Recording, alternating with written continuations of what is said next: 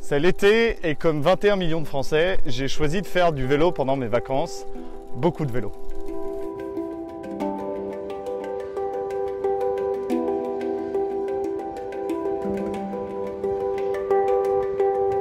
Je me trouve sur la Vélodyssée, un itinéraire pour vélo qui relie la Bretagne à la côte basque, 1200 km de Roscoff jusqu'à Hendaye.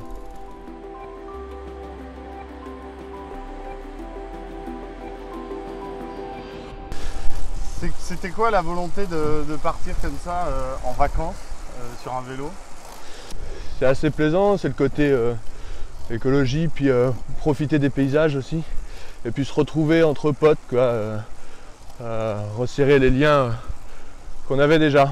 On a voulu partir cet été un petit peu à cause de la crise du Covid notamment. C'est vrai que les années précédentes, on avait tendance à partir un petit peu à l'étranger ou dans des destinations un peu plus lointaines. Et là, ça nous permet de revenir sur les bases. Le vélo, c'est un peu un retour à l'écologie, à la nature. C'est aussi des valeurs qui nous tiennent à cœur, donc c'est important aussi.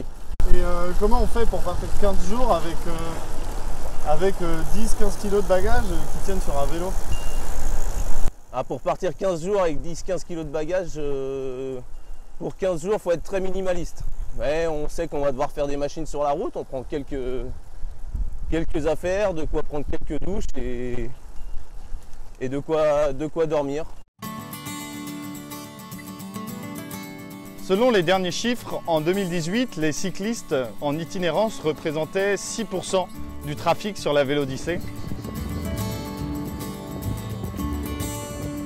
On s'est dit pourquoi pas faire la côte atlantique cette année en vélo, ça peut être sympa. Et on a vu qu'il y avait une piste cyclable tout le long de la côte atlantique. Alors le choix, il a été évident, quoi. C'était de prendre la Vélodyssée. Et c'est vrai qu'on ne regrette pas du tout parce que les paysages sont magnifiques, c'est vraiment adapté au vélo.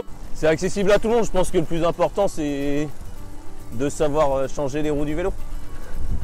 Non, faut se préparer un petit peu, d'avoir un minimum de conditions physiques. Sinon, si on n'arrive pas à faire 1 heure de vélo, c'est sûr que c'est compliqué.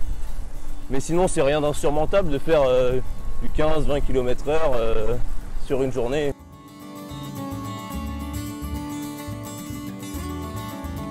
S'il est encore difficile de chiffrer l'impact de la pandémie sur la fréquentation des itinéraires pour cyclistes, les professionnels ont d'ores et déjà la certitude que le Covid-19 a poussé les Français à se mettre au vélo.